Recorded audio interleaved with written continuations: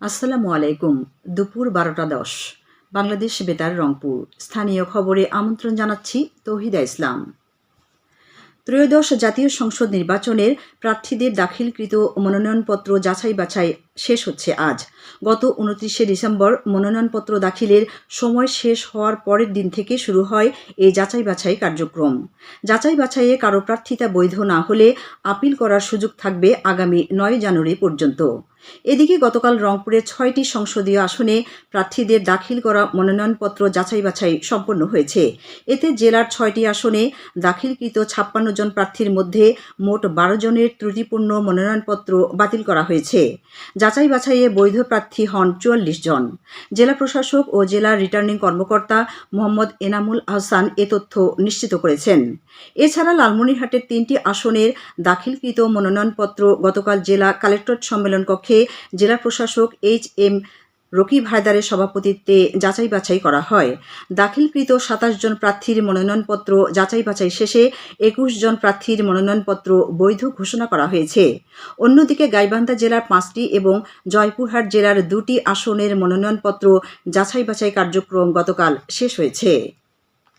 সাবেক প্রধানমন্ত্রী ও BNP chairperson Begum Khaleda জিয়ার মৃত্যুতে গতকাল জয়পুরহাট জেলা জিয়া পরিষদের উদ্যোগে দলীয় কার্যালয়ে শোকসভা ও দোয়া মাহফিল অনুষ্ঠিত হয়েছে। জেলা জিয়া পরিষদের সভাপতি অধ্যাপক আমিনুর রহমান বকুলের সভাপতিত্বে অনুষ্ঠানে অন্যান্যের মধ্যে বিএনপির জাতীয় নির্বাহী কমিটির অন্যতম সদস্য ফয়সল আলীম বক্তব্য রাখেন। এদিকে বিএনপি ঘোষিত 7 দিনের কেন্দ্রীয় কর্মসূচির অংশ হিসেবে আজও দলীয় পতাকা অর্ধনমিতকরণ, কালো পতাকা উত্তোলন ও কালো ব্যাজ ধারণ করেছেন দলের নেতাকর্মীরা। এছাড়া দলীয় কার্যালয়ে যথারীতি শোক বই খুলে রাখা হয়েছে। রংপুরে হিমেল হাওয়ায় কনকনে শীত অনুভূত হচ্ছে। রংপুর আবহাওয়া অফিস জানিয়েছে, আজ সকাল 9টায় রংপুর বিভাগের সর্বনিম্ন তাপমাত্রা রেকর্ড করা হয়েছে কুড়িগ্রামের রাজারহাটে 11 ডিগ্রি সেলসিয়াস। একই সময়ে লালমনিরহাটে 12 ডিগ্রি, গাইবান্ধায় 12.1 ও রংপুরে 12.6 ডিগ্রি সেলসিয়াস সর্বনিম্ন তাপমাত্রা রেকর্ড করা হয়েছে। এদিকে আবহাওয়া কর্মকর্তা মোস্তাফিজার রহমান জানান, রংপুর সহ সারা দেশে আগামী 4 থেকে 5 দিন শীতের প্রকোপ আরও বাড়তে পারে। সেই সঙ্গে মধ্যরাত থেকে সকাল পর্যন্ত দেশের অনেক জায়গায় মাঝারি থেকে ঘন কুয়াশা পড়ার সম্ভাবনা রয়েছে। বাংলাদেশ পুলিশ নারী কল্যাণ সমিতি পুনাক গাইবান্ধার উদ্যোগে গতকাল অসহায় ও শীতার্ত মানুষের মাঝে শীতবস্ত্র বিতরণ করা হয়েছে। শহরের রামচন্দ্রপুর আর বুদ্ধি প্রতিবন্ধী ও অটিস্টিক বিদ্যালয় প্রাঙ্গণে আয়োজিত অনুষ্ঠানে প্রধান অতিথি ছিলেন পুলিশ সুপার মোহাম্মদ জসিমউদ্দিন। পুনাক গাইবান্ধার সভানেত্রী ইশরাত জাহান বিথি এতে সভাপতিত্ব করেন। এদিকে রংপুরের শতাধিক শীতার্থ পরিবারের মাঝে উন্নত মানের লেপ বিতরণ করেছে বিভাগীয় লেখক পরিষদ। গতকাল নগরীর নিউ ইঞ্জিনিয়ার পাড়ায় সংগঠনের সভাপতি কাজী মোহাম্মদ জুন্নুনের সভাপতিত্বে বিতরণ অনুষ্ঠানে সুবিধা বঞ্চিতদের মাঝে উষ্ণতার উপহার হিসেবে লেপ তুলে দেওয়া হয়। এছাড়া কুড়িগ্রামের রাজবপুর উপজেলায় হতদরিদ্র 3 শতাধিক শীতার্ত মানুষের মাঝে সরকারিভাবে কম্বল বিতরণ অব্যাহত রয়েছে। গতকাল উপজেলার কোদালকাঠি ইউনিয়ন পরিষদে কম্বল বিতরণ করেন উপজেলা নির্বাহী অফিসার AFM শামীম। জয়পুরহাটে পাঁচবিবির পল্লী এলাকায় জাতীয় সংসদ নির্বাচন ও গণভোট 2026 উপলক্ষে নির্বাচনী আচরণবিধি প্রচার ও ভোটারদের ভোটদানে উৎসাহিত করতে ব্যাপক প্রচারণা ও চলচ্চিত্র প্রদর্শনী অনুষ্ঠিত হয়েছে।